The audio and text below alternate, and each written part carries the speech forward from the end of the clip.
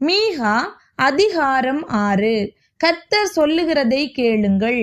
நீ எழுந்து பர்வதங்களுக்கு முன் உன் வழக்கை சொல். மலைகள் உன் சத்தத்தை கேட்க கடவது.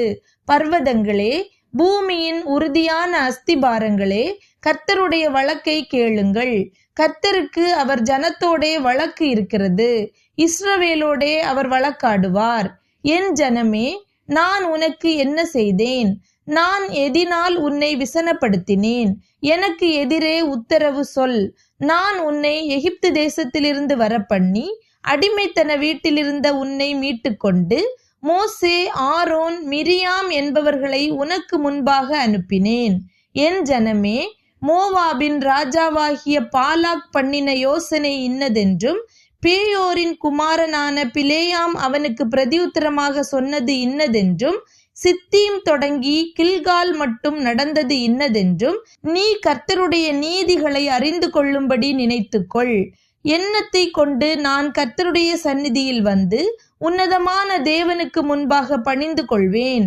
தகன பலிகளை கொண்டும் 1 வயது கன்று குட்டிகளை கொண்டும் அவர் சந்நிதியில் வர வேண்டுமோ? ஆயிரங்களான ஆட்டுக்கடாக்களின் பேரிலும் எண்ணெயாய் ஓடுகிற 10,000களான ஆறுகளின் பேரிலும் கர்த்தர் பிரியமாயிருப்பாரோ? என் அக்கிரமத்தை போக்க என் முதற் பேரானவனையும் என் ஆத்துமாவின் பாவத்தை போக்க என் கற்ப கனியையும் கொடுக்க வேண்டுமோ? மனுஷனே, நன்மை இன்னதென்று அவர் உனக்கு அறிவித்திருக்கிறார். நியாயம் செய்து இரக்கத்தை சிநேகித்து உன் தேவனுக்கு முன்பாக மன தாழ்மையாய் நடப்பதை அல்லாமல் வேறே எண்ணத்தை கர்த்தர் உன்னிடத்தில் கேட்கிறார். கர்த்தருடைய சத்தம் நகரத்தை நோக்கி கூப்பிடுகிறது. ஞானமுள்ளவன் உம்முடைய நாமத்தை மதிப்பான். மிலாற்றிற்கும் அதை நியமித்தவருக்கும் செவி கொடுங்கள். துன்மார்க்கனுடைய வீட்டிலே துன்மார்க்கத்தினால் சம்பாதித்த பொக்கிஷங்களும் அருவருக்கப்படத்தக்க குறைந்த மரக்காலும் இன்னும் இருக்கிறதல்லவோ? கள்ள தராசும் கள்ள படிக்கற்களும் பையும் இருக்கும்போது அவர்களை சுத்தமுள்ளவர்கள் என்று எண்ணுவேனோ? அவர்களில் ஐஸ்வர்யமுள்ளவர்கள் கொடுமையால் நிறைந்திருக்கிறார்கள். அவர்களுக்குள் வாசமாயிருக்கிறவர்கள் பொய் பேசுகிறார்கள். அவர்கள் வாயிலுள்ள நாவு கபடமுள்ளது.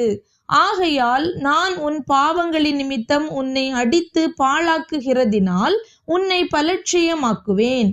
நீ புசித்தும் திருப்தி அடையாதிருப்பாய். உனக்குள்ளே சோர்வுண்டாகும். நீ பதனம் பண்ணியும் தப்புவிப்பதில்லை.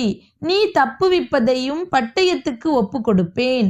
நீ விதைத்தும் அறுக்காமற் போவாய். நீ ஒலிவ பழங்களையும் திராட்ச பழங்களையும் ஆலையாடின போதிலும் எண்ணெய் பூசிக்கொள்வதும் இல்லை, ரசம் குடிப்பதும் இல்லை.